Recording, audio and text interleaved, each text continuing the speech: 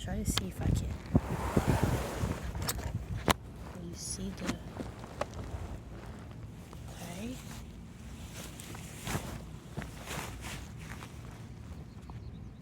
Okay.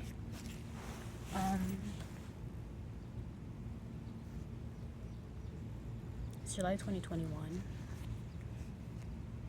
Canada Day was yesterday. I didn't celebrate. I am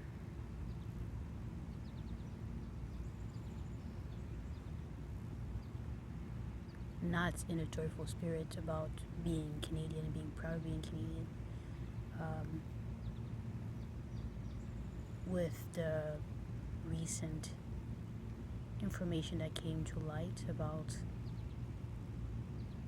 hundreds, probably thousands of children killed during residential schools. This is, you might not be Canadian, you might not know about this.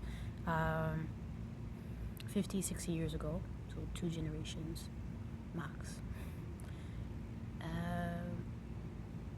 The state, the country, was still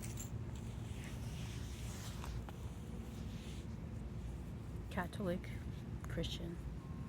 And so they created schools, residential schools, to take native, and when I say native, I mean, is it Inuit? Inuit is one, Inuit is many. So Inuit, Métis, and Autochthone of all across. And they took the children and they put them in residential schools to kind of reform them to the westernized way of living.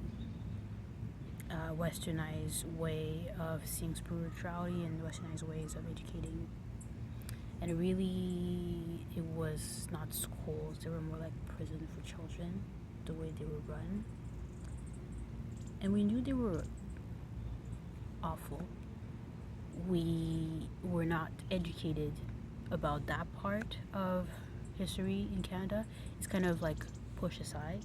What we really talked about in high school and elementary school is like the very beginning when France, England, were fighting about this country before it was a country, when they were still colonies, and how there were some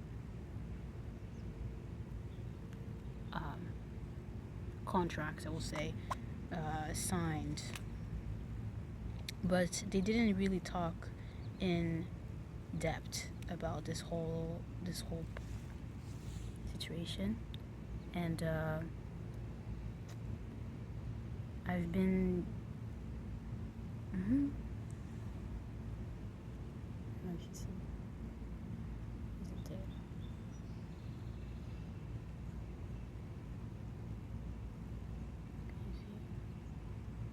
I used to be so scared of spiders, man. And at some point I realized that spiders are better than just other bugs, you know? They don't bite. We're in Canada, fam. Just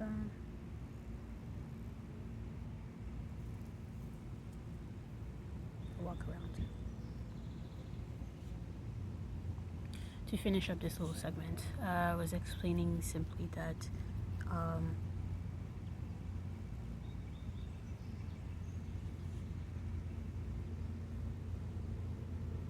what happened in the 1900s and forward in Canada in terms of what's happening now on reserves and what is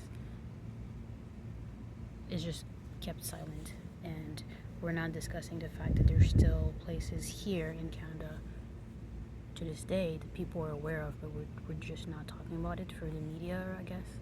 But they still don't have they don't have like good running water. We were thinking about the states with Flint and with the piping and everything that needs to be changed, or the municipality, or the state. We've been aware of this. People don't care.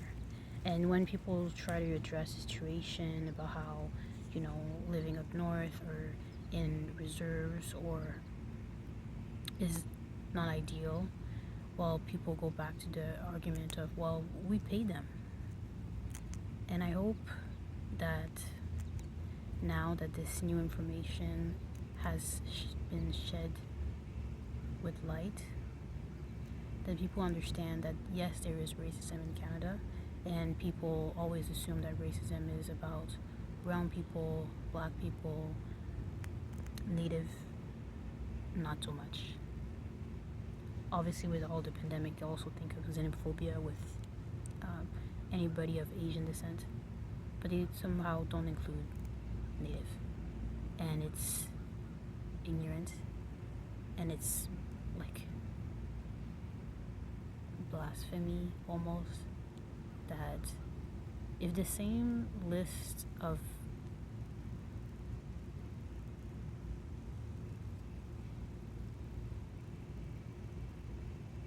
if we were to list everything that is going on or has been going on in the past way too long years to native, Inuit, Métis, folks all over, and we were to say that all those things happen in a third world country, we would be calling crime against humanity. We would be calling entities, agencies everywhere about how appalled we should be about this. But because it's here, because it's like this preconceived notion that Canada is so open and so nice and so respectful,